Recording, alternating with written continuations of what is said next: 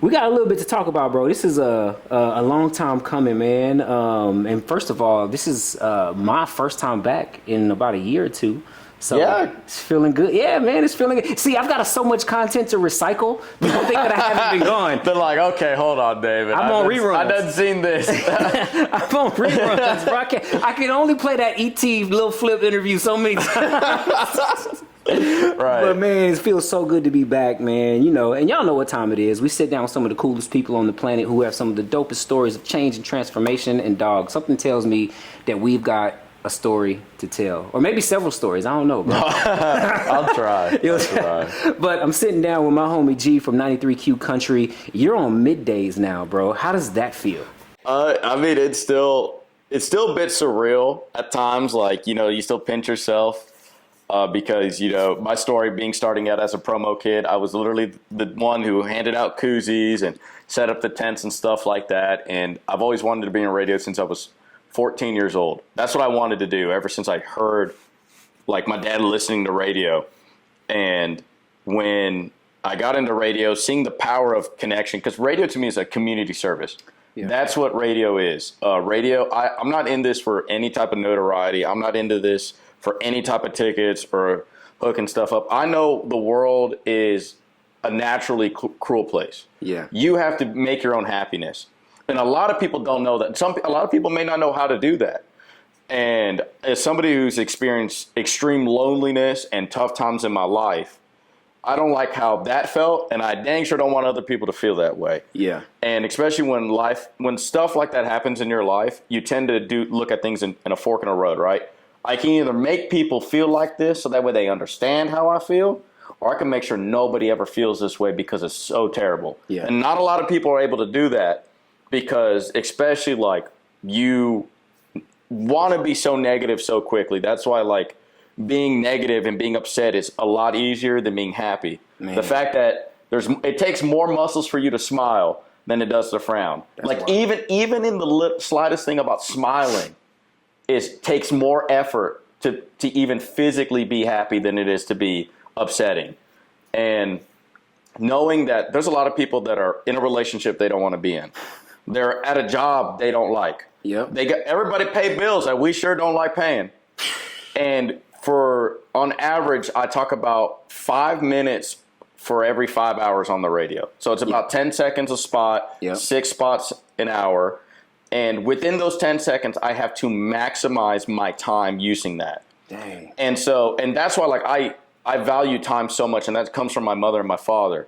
It's the one thing in life you can't make more of. Nope. It's the one thing the moment you're born into, you're indebted to. Mm-hmm. You cannot make any more time. Yep. So I only got 10 seconds of time to make somebody forget about their problems. Yep. Make them happy and smile and make a positive change in their life. I tell people all the time, if I turn on that microphone and I made you laugh, smile, and forget about it, I have done my job. I'm done. Yeah. One of my things I wake up to is like I love telling jokes. I love making. The first time we met was you taking photos, the headshot photos that we all have, and all I did was crack jokes the whole time. And then you were just like slowly like grinning, laughing. You're like, dang, he's like roasting everybody right now. Everybody, man. But you have like the coolest sense of humor, bro. Because it's like, okay, but you also have the most inappropriate, somewhat darkest sense of humor.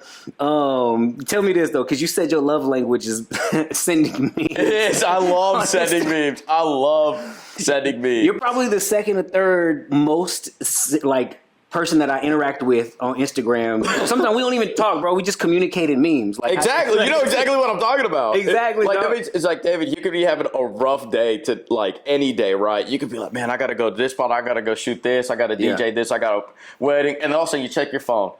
Like, you know, subconsciously, if I send you some notifications from Toronto, you're like, this made me laugh. What's crazy is because you know I got 5 kids. I'm like, okay, hold on. Should I open this right now? You and my cousins are like that. And my cousins are the same to me. Like, if certain people send me a meme and I'm at the radio station, I'm like, oh, let me turn my volume down real quick. Yeah, I'm like, read the captions on this. Yeah, I don't know what's about to pop off or what's going to be said. No idea, bro. You never know what to expect. But it works, though, man. It's funny. I sent a meme, not a funny one, but a more motivational one to my daughter. Mm-hmm. And it said that it's impossible to have gratitude and be depressed at the same time. But you can actually choose to be grateful. So if you're starting to feel depressed, think about something that makes you feel thankful. And because you can't be thankful and depressed at the same time. Oh, ain't no way. You know what I'm saying? Yeah, you can't be a fence rider when it comes to that. Yeah. So what are some of the things you're most thankful for besides being on middays at 93Q? I think the people that I choose to surround myself with. Yeah. When I got into radio, like when I came back, I was let go because of COVID, and I got brought back. One of the big things that I wanted to do was I wanted to be on the radio. Like, that's why I came back. I was like, hey, I love being in promotions, but like I'm going to be on radio by the end of the year. And I remember like praying. And when I pray, like I talk to God, but sometimes it's not like a prayer in the normal sense. It's just like, hey, God, like thank you for, blessing me and giving me these opportunities. And I want to just give my thanks and credit to you and stuff like that. But I remember one of the rare times that I have prayed in this sense of like, Lord, if you give me this opportunity to be on radio, I'm going to smash it. Not just that. I think that was already guaranteed. Yeah. But it was like, I will cut out every negative thing in my life. And that's hard to do in the entertainment world. Because especially like, so the big thing is like, I don't drink, I don't smoke, I don't do any drugs. I told people this, that wasn't hard. Really? The hardest one was telling people you don't want them to be a part of your life anymore. Like people that have they're not good for you. They're not going to grow up and stuff like that, because that's never an easy conversation to have. Yeah, yeah. And especially like if you don't see them in person like that. Yeah, yeah. Like, because that means through the text message or through a call, they're not going to handle that like at all the way that you think it's going to be. And it's just letting them know. And I mean, I've said this to certain family members. I've said this to certain people, and because there are some friends you outgrow. Yeah, yeah. And it's just like, hey, man, like, you didn't support me when I was doing this. Like, going forward, I'm just going to let you know, please don't text me for anything. Yeah. Like, no, like, because all you're going to do is hit me up for tickets. And then when I tell you no, you're going to be, oh, look at you now. You all big timer and stuff like that. And I'll be like, no. Like, even if I had the possibility to give unlimited tickets to people. But people, that's the thing, that's the common misconception, bro, in radio. Is that people think we have unlimited access to these shows and these tickets and these media passes, bro. Sometimes we don't have access to certain. We don't dictate that. A lot of times. I'll tell you what I don't have is I don't have Beyonce tickets. Yeah, like, you know what I'm saying? Like, you know how many calls I've got? I'm surprised I haven't got any for that too. Yeah. But mine was Morgan just came to town. Yep. Right. That was to me worse than Rodeo in the sense of people asking. Bro, I woke up every day. So Rodeo, so that's 20 days straight. So like, not every day is like everybody's flavor of country music ice cream. Right. So for me, like Morgan Wallen is like international brand now at this point. So for Rodeo, it's like, okay, I wake up to 5 to 10 DMs a day about asking for tickets. Yeah, that's about right. DMs, so that's like text messages and Instagram and Facebook and whatnot. Morgan Wallen, from the moment he announced it that we were giving away tickets, it was 20 to 50 a day. Yeah. A day. And it was like, and it's also, people don't ask nicely. Hey, come on, guys. Hey, I'm your +1. Yeah, just like that. Just like that. All right. At least people ask to carry my bags. They'll be like, hey, bro, I'll be your second shooter. Oh. At least I get assistance. Sometimes. Yeah, I don't get that. You don't get the help like that. Why can't I be your +1? Why can't you take me? That, like, what? That sounds like women requests. I don't know. See, that's the, I don't. It'd be like that. Listen, there's only about 3 people in my life. Like, when I get tickets, there's 3 people in my life that I always hit up first. That's going to be my mama. Yep. My best friend, Eduardo, and then any sort of client. Like, if that's a given, though. Like, the client's got to come first. Yeah. They've already dropped the bag. Oh, they pretty much paid for these tickets. Sometimes. Or we're trying to get them too late. Exactly. But it's also just showing gratitude, right, to them. Like, hey, like, look, you're the first person I thought of when it came to this. And the fact that, like, they chose to spend money to endorse me out of all people. Like, that's crazy to me. Yeah. I mean, it makes sense, though, bro. This is going to sound weird. You're easy on the eyes. You got the voice. It just makes sense, bro. Like, I would want you to endorse my brand, dog. But hold on, I do have a bone to pick with you though. Okay, all right, here we go. Because for rodeo this year, I've been to the rodeo every year, like since I was a kid. I'm from Houston, from H-Town. Rodeo's a thing, right?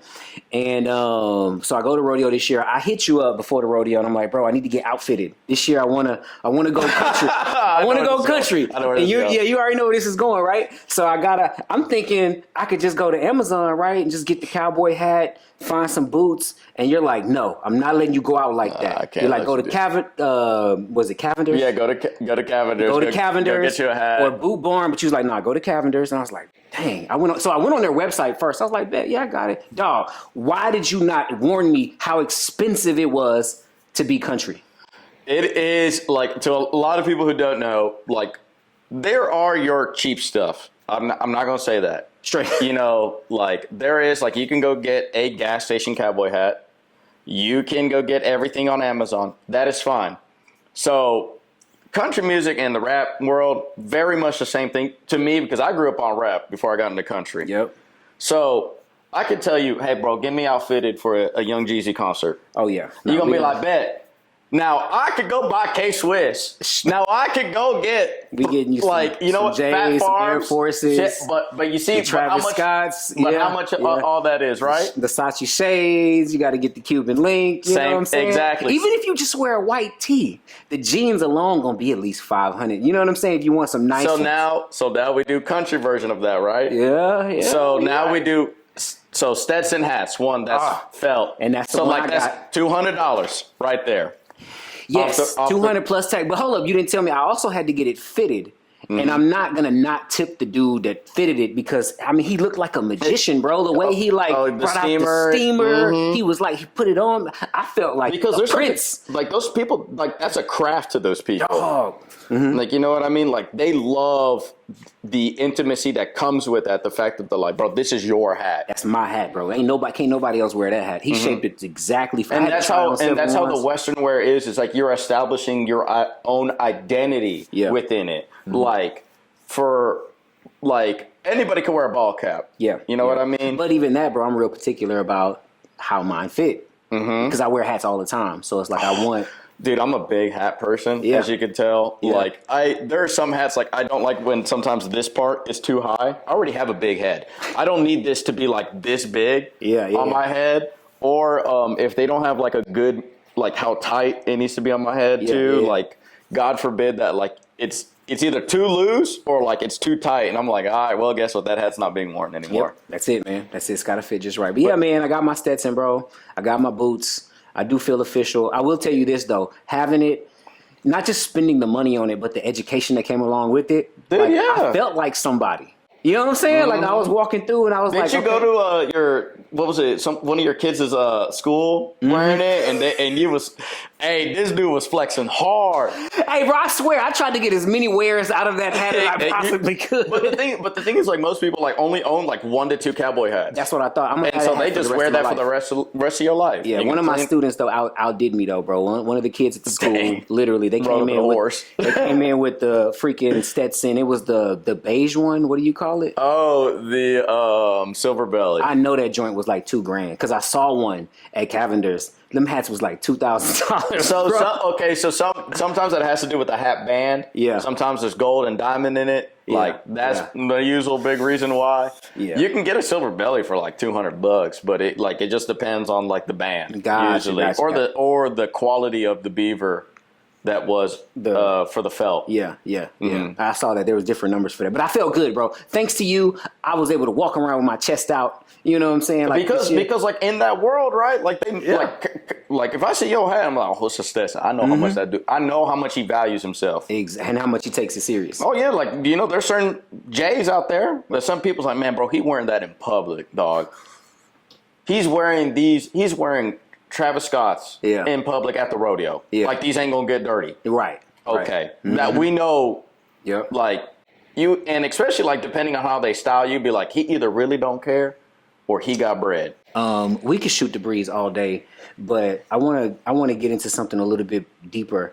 You mentioned earlier, how grateful you are, And I know that that attitude doesn't just come naturally. And you said that stemmed from experiencing some extreme lows yourself and never wanting to experience that again, but also never wanting anybody else to experience that. You want to kind of go back a little bit, because I mean, right now it looks amazing, bro. Like you know, you seem like you're on top of the world. Yeah. But no, man, take me back, bro, to a time when it wasn't as glamorous as, you know, it seems or appears to be. So I would say probably like my childhood, and I wouldn't say I had a rough childhood by any means necessary.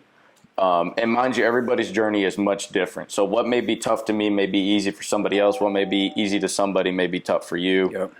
And I want to preface that first. And so I grew up, and I still am Catholic. I'm not too Catholic, to say the least. But being in that, like learning from like the teachings through Catholicism, and both my parents being Catholic, my mom being, and both my parents are immigrants. Yeah. So coming to this country and explaining to me that they left third world countries to better themselves. I mean, my mother, for instance, my mom was born in Mexico, and she didn't have an education past sixth grade in Mexico. Literally, she was like, I don't got a reason to be in school. Yeah. When she became an American citizen at 14 years old, she decided, I'm a grown woman now. I don't want to live with my family anymore. I want to got our own house, got our own job, got our own car, like at 14. Dang. And because, like, you know, living in a household of 9 people, and on top of that, and just like, I don't want this lifestyle. And then my mom being able to make like 6 figures in her life, like with only a 6th grade education, and it's through her being devout to not only in her own beliefs, but like through Catholicism and stuff like that. And then same with my father, a little bit on the opposite end, you know, super smart dude. He came to America at 16 years old. He graduated from a really prestigious high school in Columbia, a Catholic high school in Columbia. And then he got accepted to the University of Cal Berkeley. Went to school, got his doctorate degree in chemistry. And then, like, opposite ends of the spectrum when it comes to education, but same relative starting point of, like, third world countries and stuff like that. And through growing up, meaning, like, I have an immigrant household. Yeah. And my mom and my dad made sure that both me and my younger sister knew all this is a privilege. Like, air conditioning is a privilege. A job. Like, is a privilege. That right there can go a long way, because a lot of people wake up like, man, I gotta go to work. But in that mindset, you're saying, I get to go to work. Oh, yeah. Like, it's a privilege. Because there is a big difference. There's a job and then there's a career. Yeah. Like, you know, nobody loves a job. Everybody loves their career. There's a big difference between that. And I think my mom and my dad they were hard on me. Like, going to school was to go to school. Yeah. Like, that was it. Don't make friends. And that was very much instilled into me. And the big difference between, and especially as a kid, you may not understand, like, why your parents raised you a certain way and not raised your younger sister, your younger sibling the same way. Like, they were like, to them, anything below 100 was a failure. Like, they were like, keep hitting the books. And where my sister getting a 70 was like, go get a toy. And to me, as a kid, I'm like, I'm not understanding this. Like, she barely has to try, and you reward that. I barely miss. Like, I get a 99. And like, I get grounded. Essentially, and it wasn't like nothing like that. But what I mean is, like, that mentally as a child, which is like, this is unfair. But what that taught to me early on is that that's what it is. Life is unfair.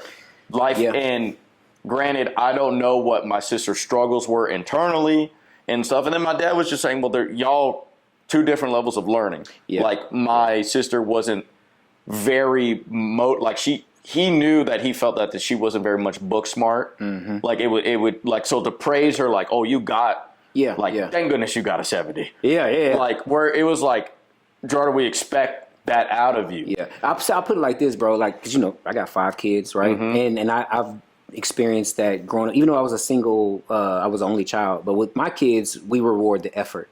Like, I know that some of my kids in school, they don't have to try to get certain grades, right? Like, they just know how to play the game.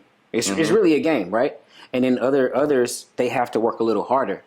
And so we've learned to recognize and reward the effort. And when I see my kids work, when I see them grinding it out, studying, advocating for themselves, making good choices, sacrificing, and you still get a 70, I'm like, yo, like you did what you had to do. Like, because I saw the effort. And I'm gonna celebrate that. You know what I mean? Because you're always gonna get some sort of reward when you put in effort. Yes. It may not always be like a numerical value. You feel me? But like you always reap what you sow. 100%. You know what I'm saying? So I get it. I totally get it. And so like that, and then going to like Catholic school, and then my mom pulled me out of Catholic school actually because I asked too many questions, and she didn't. Well, the big thing was it's like, especially in Catholicism, Catholics don't like you asking a lot of questions. That's the whole thing. And then my mom was telling the priest like, "There's nothing wrong with my son asking questions. It just sounds like you don't know these answers, and that means that you're not a good priest." See, that's the kind of mama you want, right? And then that was it. That was it. After 10 years old, I didn't go to church anymore like that. Wow, that's some real stuff, man. Because my mom was just like, "Why are you getting upset at a child for asking questions?" Yeah, because it's no. He's like, my son doesn't know right from wrong, so that means he is not belittling your religion. He's just want to understand how did you come to that conclusion? Because surface level here. So you tell a kid. There's a dude who walks on water. Okay. I've seen a lot of cartoons. I've seen a lot of things, especially like nowadays. I'm like, all right, how you know he walked on water? Were you there? And they're like, no, but it's the Bible. You're supposed to. I'm like, I don't appreciate you like understand, like, because to me, like, especially like afterwards, like certain churches I did appreciate more of just like, hey, like this is just your interpretation of this. Can he have walked on water? Sure. Did he? I don't know. But like, just be real, just be honest. But understand what was the point of him walking on water? What was the point of him having unlimited fish and shrimp that one time and fed the whole people? You know what I'm like? Papados, like that, or pops like Joe's Crab Shack. Like you know what I mean? Like it isn't the fact that Jesus was a magician. Right. It was the fact that he cared about his people more than he cared about himself. Yep. And that's the main point of it. Like you're missing the whole point of you're fixated on him walking on water. Right. And that's where I think like as a child, like I love asking questions because I think that shows how interested you are in somebody and also like the amount of respect you have for that person because you want to know their opinion on something. You want to know like to pick their brain like, hey man, how'd you come up to that conclusion? Yeah. Like, or you also understand where they're at, like the type of human being they are. Because if you ask them a question, it's like, man, hey, how'd you set up all this stuff, man? I can't do this at my house. And you're just like, man, just look it up. And it's like, all right, dog. Like, you know what I mean? Like the level of gatekeeping, like we both know that's it within this industry. But the thing is, man, I can't do that. Well, I could. I don't have it in me simply because the stuff that I have, I literally acquired from people helping me. Exactly. I've YouTubed a lot of stuff, like no lie. In this day and age, it's easy to YouTube stuff. But especially as a DJ, because I started DJing before there was YouTube. Like I know that sounds funny, but there was a day before YouTube. But it's called 2005. Yeah, right. You got to carry records, bro. Like and follow DJs to the club and learn how to scratch and mix and listen and But yeah, like because people have given me the game, I feel almost obligated to share it. You know what I'm saying? Just like in that story about like Jesus feeding everybody before him. High tides raises all ships. Listen, gatekeeping don't do nobody no favors. Nope. Hey, all it does is get you fired faster. I'm going to just let y'all know that right now. Yeah. Like, because in this industry, I have seen it happen. Radio does a really good job of showing you literally what not to do. Ooh. And just, like, it's a great example, especially, like, I'm a big learner of, like, don't do that. Yeah. Got it. And then also being surrounded by, like it is such a privilege to, like, not only did I start off my career here in Houston, my hometown city, to the, fourth biggest market in the industry, the #1 country radio station. So on a #1 genre in music, like, for people who follow hip hop, that would be like starting off at your first gig in radio's Breakfast Club. Yeah. Ooh. Yeah. Like, that's your first gig. Yeah. Is Breakfast Club in New York. That means everything. It doesn't happen. Everything in your radio career would be a step down, essentially. Yeah. Even if they gave you your own show on the competitor side in New York, like, it would be like, it still ain't Breakfast Club. Yeah, exactly. And so that, like, look at the people in the halls that I walk to. Outlaw Dave, Texas Radio Hall of Famer. Scott Sparks, Texas Radio Hall of Famer. Mad Hatter, like should be in the Texas Radio Hall of Fame, like JQ, G-Man, people who have been in this industry for years. We're talking Erica Rico, Caitlin Maida, like people who are getting started and probably going to be in the Texas Radio Hall of Fame. Low, like who was nominated, you know, and like that's my coworker. Those are my friends. It would be wrong of me to not pick their brain. Right, exactly. And you do, bro. You do a phenomenal job of like asking questions and trying to dig deeper. I see the hunger. But bro, how hard has it been like breaking through?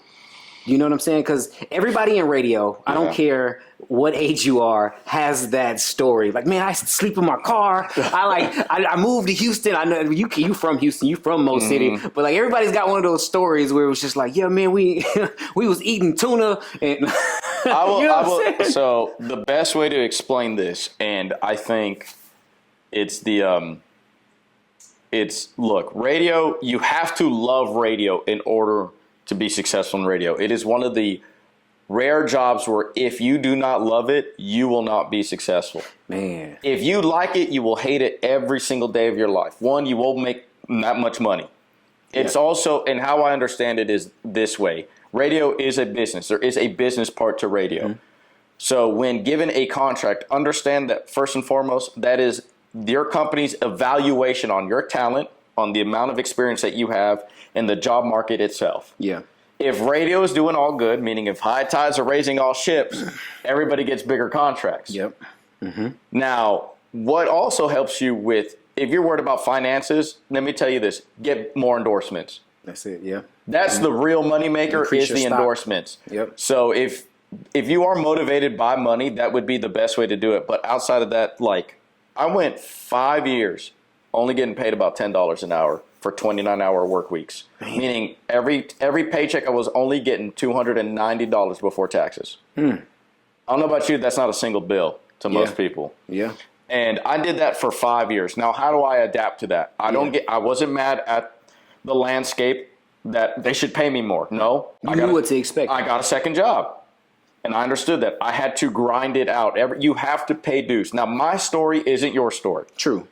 People can become successful in 6 months. Some people can get successful in 10 years.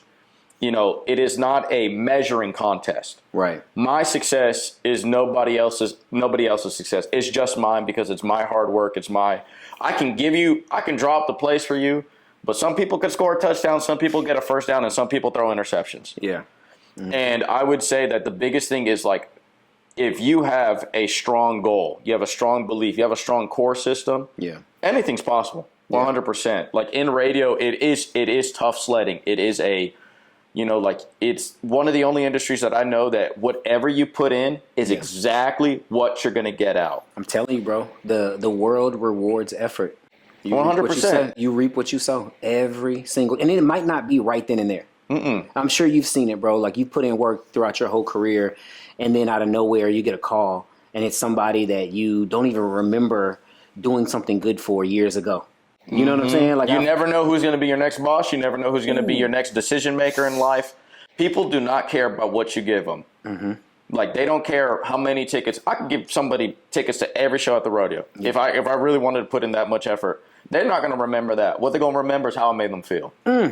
That's what people will always remember. That's one of I have another saying that's really similar to that. It's like, people don't care what you know until they know that you care. Exactly. You know what I'm saying? 100%. Like, I can see What's your intent behind everything? Yeah. Intentions is like, that's the real key to a lot of things in life. It's like where your heart is truly at. And you wonder why certain people aren't at certain jobs anymore. Like, because it's like, where was their heart at? Because to me, I always tell people this. You can say all this, and it's funny, especially me in radio, like how little sometimes words do mean. If you cared that much, you would just do it. Yeah. You will not just tell me you're going to do because to me, when you tell me something, it's now an expectation. Yeah, that's true. If you just do it, it's a surprise. And you know what? That's funny. We used to have these conversations, bro, me and you about podcasts, right? And it's funny to me when radio talent personalities asking me about podcasts, and I'm like, bro, you're doing this every freaking day. Like, you're on the air. Literally. Just turn a camera on. Like, it used to be a pet peeve of mine. Get an iPhone, get a camera, just hit record. Oh, yeah. You're already making the content every day. Yeah. Let's put it out there. And a lot of times I don't like to have those conversations, but something was different about you, because I was like, I knew that when we would have a conversation, you would go do something about it. Mm-hmm. Like the next day, send you pictures. I would send you, hey, what do you think about this? Hey, I'm about to get this product. Why should I get this one over this one? Yeah, it was different. Like instantly. Yeah. And then next thing you know, it's like, oh, I got this episode done. I got this done. I got that done. I'm like, okay, cool. Like, all right, I'm not wasting my energy. I'm not wasting my time, and neither are you. Mm-hmm. You know what I'm saying? It's like, back what I said about like how valuable time is. I don't like wasting other people's time as well too, because that, like, how valuable, like, who I choose to spend my time with. Yeah. And that means in any form of communication, whether that's showing up, talking on the phone, texting and stuff like that, that is a like usage of 24 hours that I have in a day. And like who I choose to spend my time with really shows you how much respect I have for that person. Yeah. And time is. And the same thing with me too, like who you allow to be in the presence of your time. Yeah. As well too. I just don't have much time. You know what I mean? Like I've got all these kids, all these responsibilities. People still think I'm a photographer, bro. Like, I have no idea why they think that. I guess it's because it's in the but like this is just for fun, bro. Like, this doesn't pay the bills. I've got other businesses, and it's funny. I DJ'd a party, and Lil Kiki pulled up, and I was chopping it up with him. And then I was like, I need the music for when you get ready to perform. He was like, for what? I was like, I'm DJing. He was like, bro, where are your cameras at? Like people don't know like my history, and like I have so much going on. So like when I have a conversation with somebody, like, and I don't expect anything from it, but that means I really, really rock with you. Whether it's on the phone or in person or take the time to send an email. But that's like true Houstonian stuff right there. Yeah. Listen, it's hustle town for a reason. Like, this man is the definition of hustle, because honestly, like the fact that he's a single father, has 5 kids, right? And you're pursuing all these things because there's a long-term plan to that. Yeah. That's hustling. Mm-hmm. My best friend, Eduardo, hustler. Yeah. Like, I jokingly say that he was a man of 1,000 hustles. Because to me, it was always about long-term plan. He just needed some financial income to go get this. And now he has his own trucking business. He has his own trucks and all that stuff. And so all that hard work paid off for him. I'm telling you, every time, again, the world rewards effort. And that's what people don't realize. A lot of people are exchanging time for money, which is something I'll never do, bro, because you don't get much back from it. And a lot of times people won't do something if there's not an immediate wage or return on whatever that is. Like, I ain't doing that. It's not a part of my job description, or I ain't doing it. And that's why they stay where they are. You know what I'm saying? But I've always been, the secret to success is service. I'm going to serve my way to success. And I can't tell you how many doors I've been in because I've done something, not because I was expecting to get anything in return. Right. And then next thing you know, I've got this connection. I've got that connection. And it might lead to a big payout. It might not. But again, I've always reaped what I've sown. And that goes on the flip side too, bro. I've done some dumb stuff that I've reaped what I've sown with some of the dumb decisions I've made. When you make a choice, you can either get rewarded or you can pay the price. Yep. Which one is it going to be? Are you willing to accept consequence, or are you able to receive an award? Dog, that's it. And you can't be mad, bro. You can't. Like, no. If one thing I've learned, dog, I'm gonna make a decision. I have to own that decision. Yes. You know what I'm saying? The good or the bad. Because we want the good. When we make a good decision, we want people to know that was because of me. We want the praise for the things that we've done, but we don't want to get the credit for the dumb stuff that we've done. Oh yeah, you know what I'm saying? And that's where even during some of our meetings that we have about ratings, is that we won't praise you when you're doing great, but so that way we don't kick your ass when you're doing bad. Because you gotta take both. If you're gonna go up there and accept that trophy, you better learn how to take a loss. Yeah. And I think that was like a really good hearing that by so many veterans and seeing people respond to that, and because it's true, being great is now that is expected. Yeah. And to be all right, that's my job. Yeah. The same thing with doing little tasks. You shouldn't be rewarded. You shouldn't be rewarded for paying a bill on time. It's just expected. That's expected of you. Yeah, I tell my kids too. It's like I'm not rewarding you for cleaning your room. Like you're supposed to keep your room clean. Like I'm not going to reward you for normalcy. That's normal. like that is a standard. That is the standard that you need to have and continue to have and set throughout life. Because you want to know why?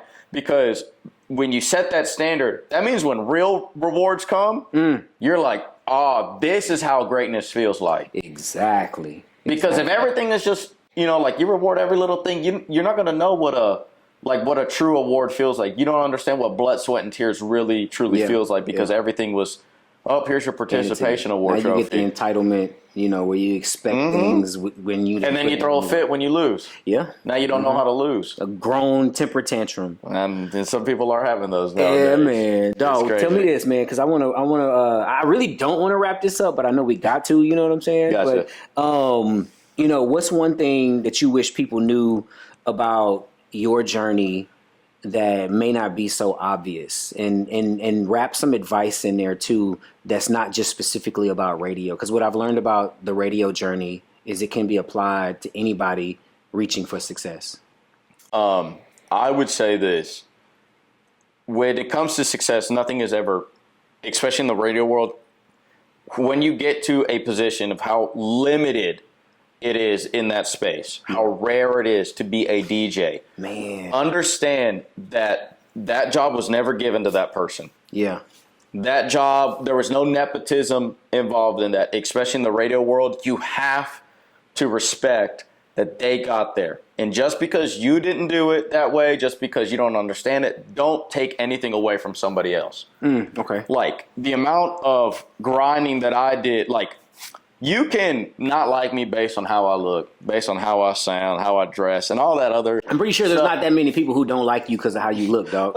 You'd be surprised. A whole Facebook group hated me because they think my teeth are fake. And so, but that's what I'm saying. Like, you can hate me on surface level stuff, but you're never going to disrespect my grind. I will never ever allow anybody to tell me that I got the job at 93Q because of how I look. First of all, you can't see me on the radio.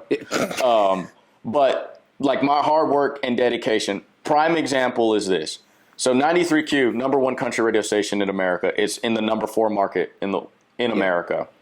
So the top 9 markets in America, it's called the Fine 9. And what we call that the Fine 9 for a reason for it is because 99% of our media personalities, that means TV people, camera operators, anything to do with media, will never, ever get into that part of their career. Really?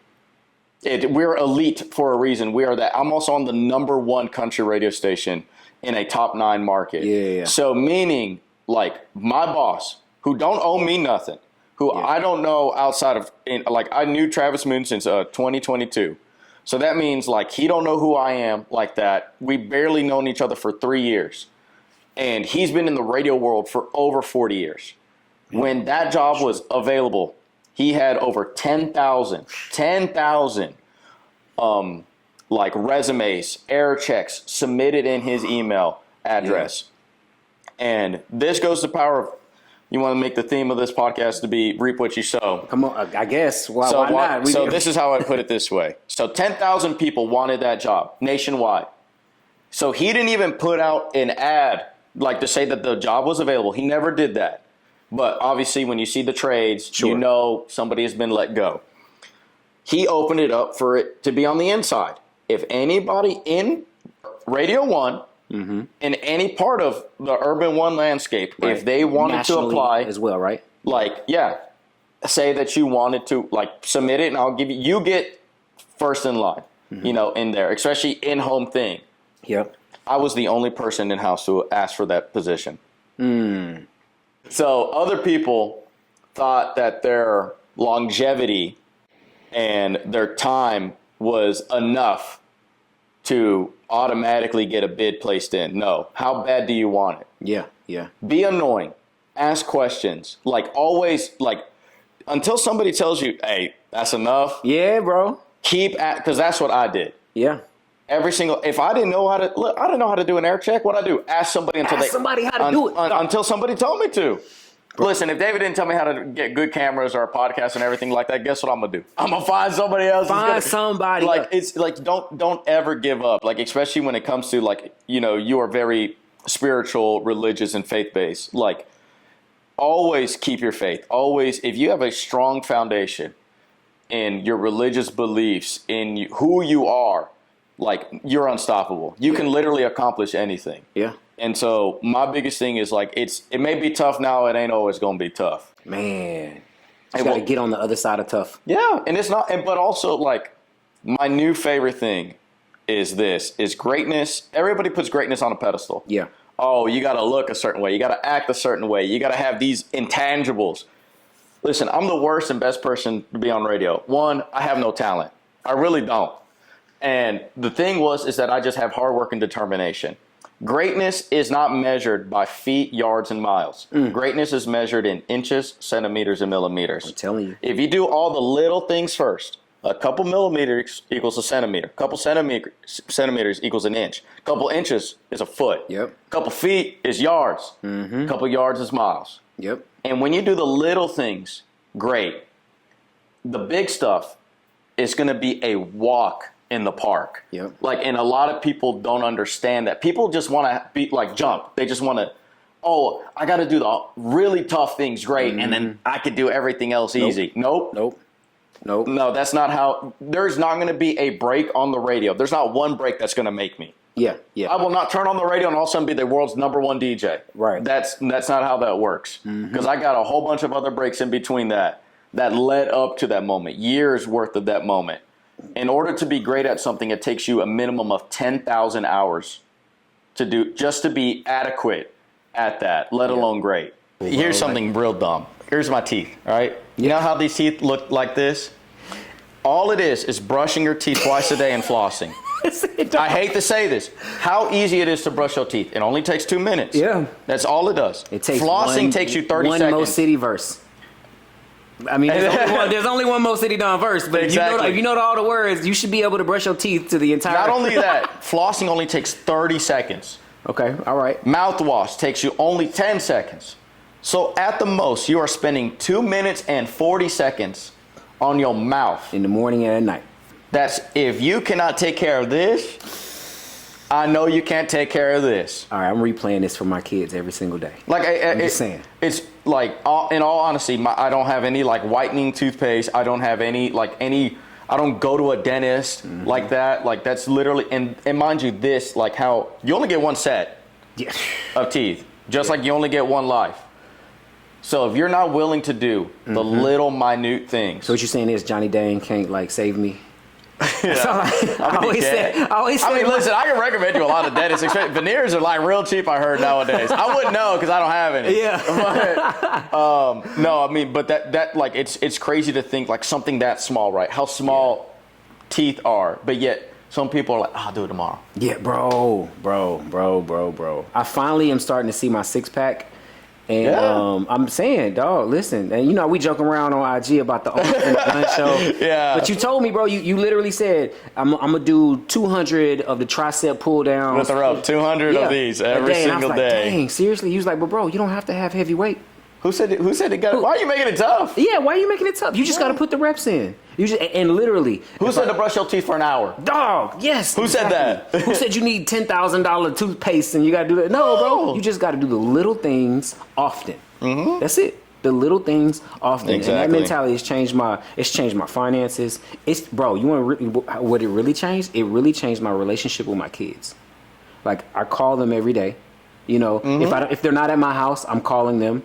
I'm taking my daughter out on daddy-daughter dates. I'm picking my son up to just go play basketball for no reason. I'm still firing it up. You know what I'm saying? Hey, before he dunks on you. He'll be there soon. He'll be there soon. But I'm making the boring emails and the boring sales calls that I need in order to like bring in new clients and leads for some of my other businesses. I'm still writing every day. People think that I got 5 books because I just sat down and I was like, all right, I got this one. Yeah, idea. did you just wake up one day and write that book right there? No. Exactly. None of those. None of the books that I have. It's literally I write every day. Some of it turns into a great idea, some of it don't. But I'm constantly perfecting the craft. I shoot every day. and people think, oh, he worked with Drake, or did this with Travis Scott, or like that's not like, bro. I got the Drake deal after being in my house shooting stuffed animals. I would be at home taking pictures of my kids' stuffed animals, bro. Trying to like balance out light and figure out what happens if I do this, what happens if I do that. Because when I am out there working with somebody that's high profile, I don't have time to experiment. I need to know exactly what happens with this light, with that light, with this exposure. Like I need to just be ready to roll, right? Exactly. But it became from doing the little things though. But that's and key, then bro. but those little things are your little things, right? Yeah. Like, and not everybody needs to know how you grinded. Yeah. Like, make that a very personal relationship. Like, I'm willing to open about certain things because it may apply to somebody. Sure, yeah. But, like, certain things that I grinded out myself is for me. And only me only. Because that only I can understand that level of pain. It may not work for the next person. Exactly. And that's why I tell people, like, look, you just got to love radio, hard work and dedication. Like, do the small things great, and you will achieve greatness. Yeah. Hey, let's go down here real quick, man, because you about to make me cry, man. I want to ask you a couple of let's just do a rapid fire real quick, because you're from Mo City. I am. I'm from the Mo. Right. And y'all have a lot of catchy little sayings, I'm sure. Appreciate it. Yeah. Well, that's like Houston slang, though. Like, it's not even much. But I love it how like you're on the country radio station, but you still like rock with Zero or like Lil. Oh my God! Like when I met like, him in person, first of all, I do not get starstruck by anybody. I really don't. Zero is the only person where I was smiling ear to ear meeting that man. Everybody has that one person, bro. Like Zero. Like there's like because there is that artist for some people that like when you're going through troubled times. You want to listen to. Mm-hmm. Mine was Mo City Dawn.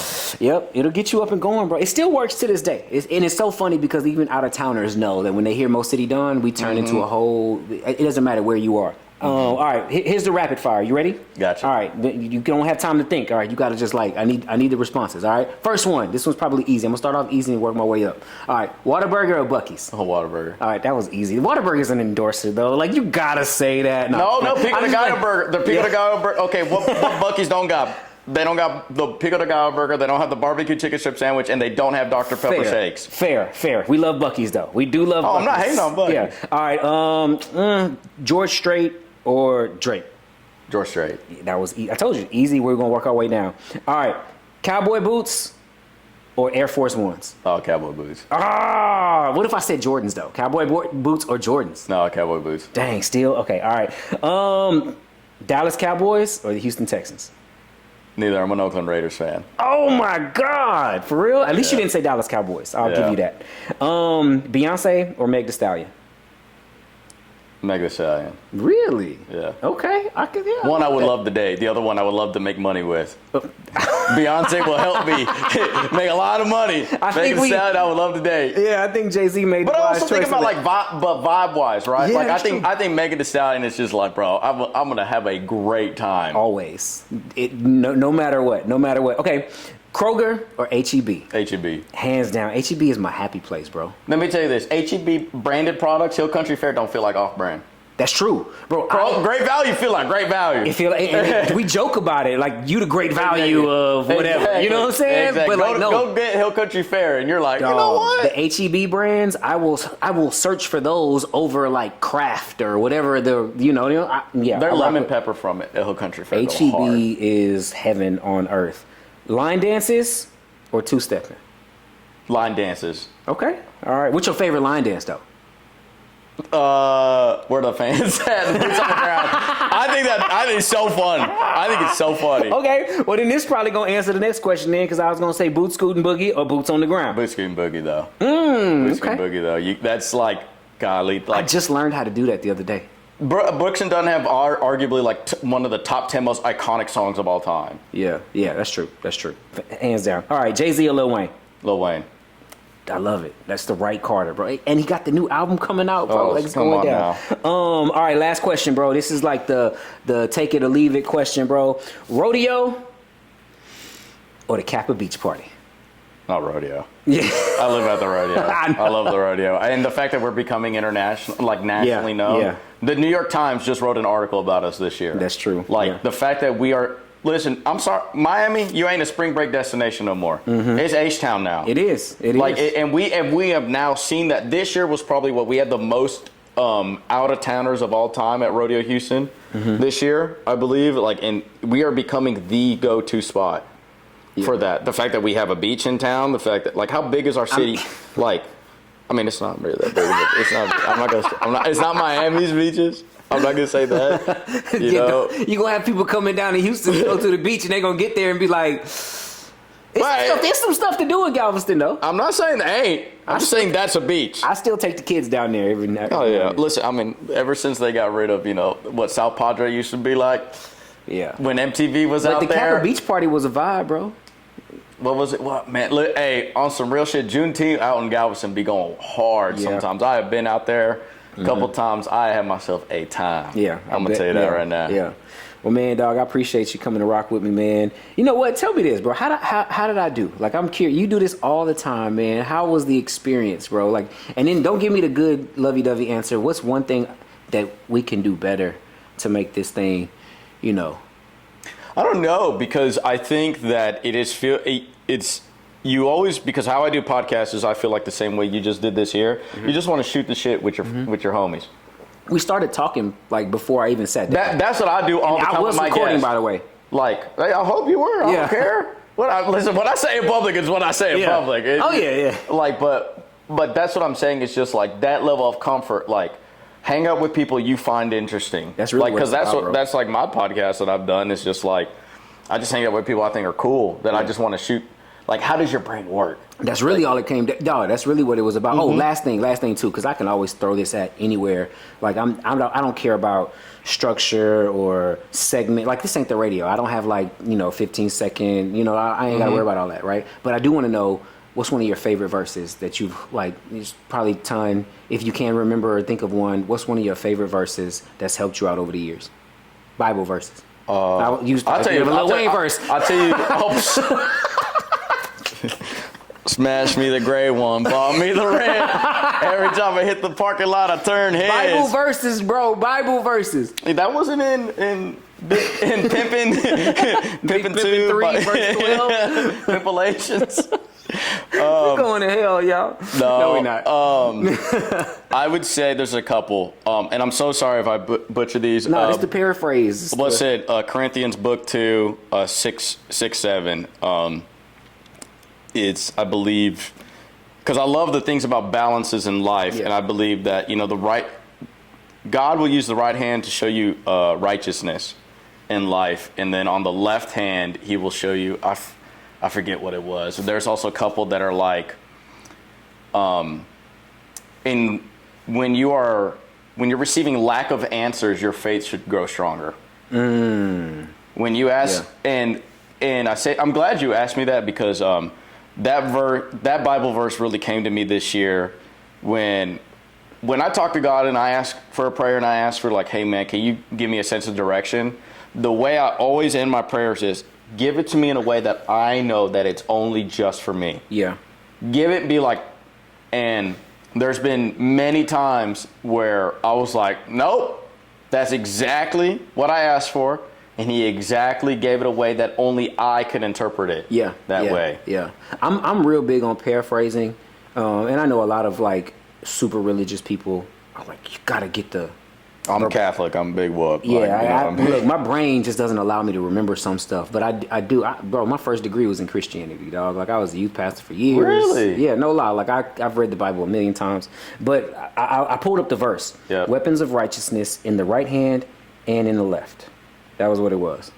2 Corinthians 6, 7? Yep, 2 Corinthians chapter 6. Because I love, life is a balance. You have to understand, you have to know when to be good in life, and you got to know when to be bad in life. You do. And what I mean by bad in life is, I'm not asking you to go commit a crime. What I'm saying is that sometimes, if your intent is pure, but you have to go through life in an unconventional type of way that may have been frowned upon, because your intent was pure, God may reward you because, hey, you're dealing with the resources that you have right now, and you're bettering your life. Yeah. For instance, listen, you know what's bad? Premarital sex. All right? But I do it. Okay? It's a bad thing, but I do it. But Hey. tattoos, like all my tattoos, like and the thing is with my tattoos, that was also how I was raised religiously in my house, was through that Catholicism. So it's equal amount. It's all on the same spots, not really necessarily the same amount of ink, but it's a constant reminder to myself that know when to be good in life and when know to be bad in life. Yeah. Like know when you got to be 10 toes down and know when you got to be like, all right. Yeah. That's how you feel. I posted something the other day. You probably saw it. It's like, I'm not a nice guy. I'm a good guy. Yeah. Right? Like, because, you know, and I think it was LL Cool J that said it. He was like, you got to know, like, don't get it twisted. I'm a good guy. I'm not a nice guy. Because a nice guy is going to say yes to everything. Yeah, no. Right? No is the greatest word of all time. Yeah. Your yes is only as strong as your no. People are not going to take your yes serious if you never tell them no. Yeah, no. It means nothing, bro. It means nothing. People, when I show up, it means something because I probably told you no a million times. And then when I do show up, it's like, oh, dang, man. Like, you're putting value on yourself. You understand that, like, how valuable time is and stuff like that. Like, I don't like living in woulda, coulda, shoulda land. Rent's high, like gas is expensive, like all that type of stuff. And do everything with purpose. If you do everything with purpose, you will have no regrets. That's it. That's it, regardless of the outcome, man. Well, I appreciate you, bro. Hey, the conversation must have been good because you ain't even opened up the Sour Patch Kids. I know. Look, this is also a bad thing. Yeah, this is also a bad thing. I don't know. It tastes good. It's a good bad thing. It's a good. This bad man, thing. every time he comes to visit me, he always asks me, "Hey, like, what do you want?" And it's a Sour Patch Kids. Sour Patch Kids, bro. Sour Patch Kids. All right, dog. Appreciate you, well, big dog. that's a wrap, y'all. We'll see you next week. Good.